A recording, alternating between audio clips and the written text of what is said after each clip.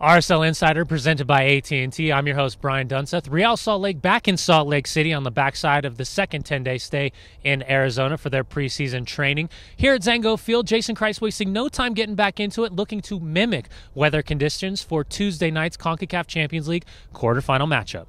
It could snow Columbus, could snow here. How does that affect the game? Yeah, it'll affect the game a lot, I think. There's not a lot of soccer to be played in snow, and I think a different colored ball. I think a slower game and more direct game. We'll be freezing back there for sure, but I think it'll come down to a fight at the end of the day. Oh, it's huge. I mean, if we can advance out of CONCACAF and play in the World, that would be amazing.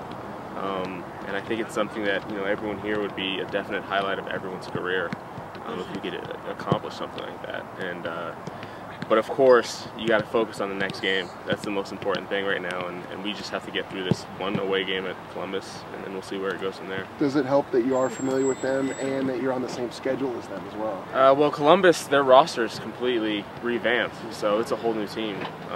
We don't know what we're going to face. The coaches aren't sure. They've gone to watch a couple trains, but we really don't know. So we're going to take it, face value. News on the contract front for Real Salt Lake. 2010 Best 11 defender Nat Borchers re-inking with Real Salt Lake through the end of the 2014 season.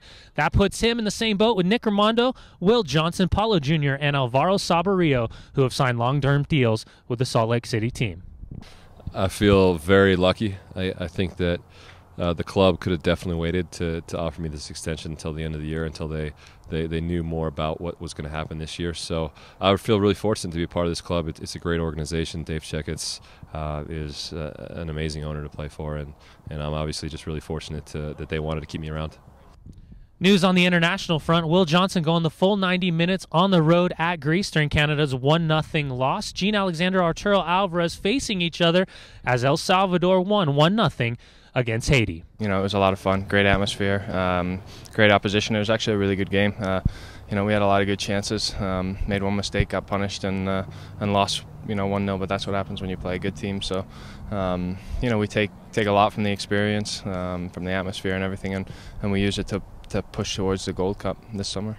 From a physical standpoint, that's a lot of travel, a lot of air miles logged in. How you recovered, and physically, how are you feeling going into first match against Columbus? Yeah, I feel good. It was nice. I went straight from Greece right down to Phoenix and met up with the guys. Had a day or two to recover, and was able to get into it pretty quick. The warm weather and all the rest of it helps down there. So I feel good, ready to go. Just excited to get this season going. Looking forward to it.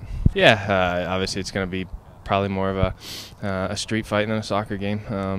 The pitch will probably be bumpy, it'll probably be hard, it'll be difficult to get the ball moving the way that we like to, but we've also got a bunch of guys who are capable of getting a result in tough conditions, tough environments, and this is when the game's scheduled for.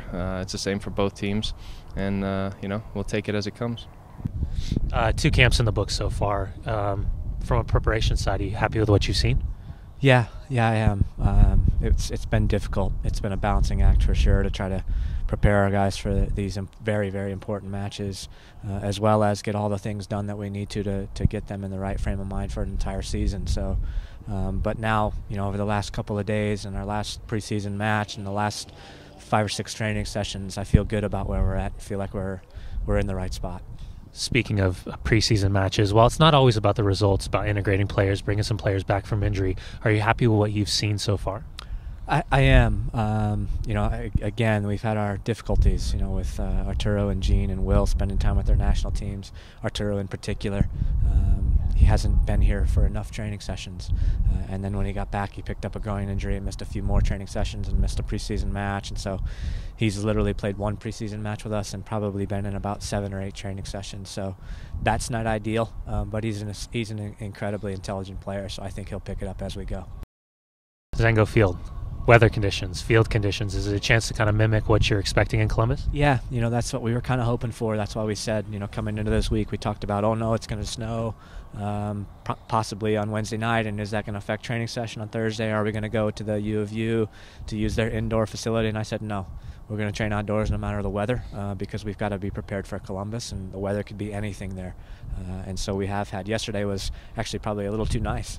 After we cleared the snow off the field, it really warmed up, the sun was out, and it was a nice day. And today, I think, was probably more similar to what we'll see on Tuesday night because the ground's hard and frozen, and it's the wind's out here cold, and so it's been good. When you're looking at Columbus, old school Columbus, you knew what to expect. You knew Schelotto was going to be on the field. You knew that certain players are going to be pulling the strings. Now that they've had so much turnover, is it a little bit more difficult to prepare? It is. But we've been paying close attention to what they've been doing in their preseason matches, and we think that should mean something come Tuesday night. So we'll prepare for that, but we'll handle this match just as we have every other CONCACAF match and as we have handled most MLS matches for the last couple of years. We're just going to be focused on doing what we can do and doing our best. And we think if we do that, we pay attention to all of our details and really come out and work together, we'll be just fine.